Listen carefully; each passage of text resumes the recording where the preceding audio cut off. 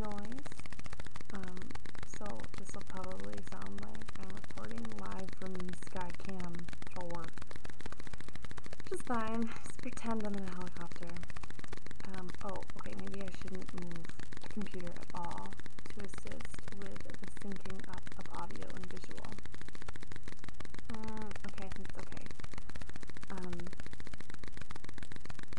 I have very little to tell you because I just saw you.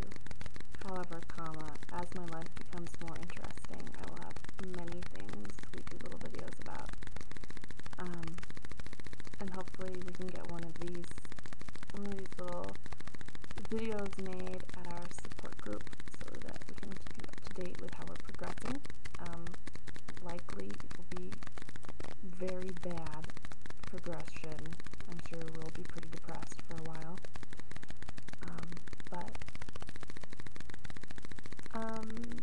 Wear your Rebel Pour stuff and smell your pink grapefruit tree freshener and tear off a paper chain to think of Noah, and all will be well because you are moving to Chicago and you're going to have an amazing time and a kitty. That's going to be so exciting. I'm going to drink orange juice now, but I love you and I will talk to you soon.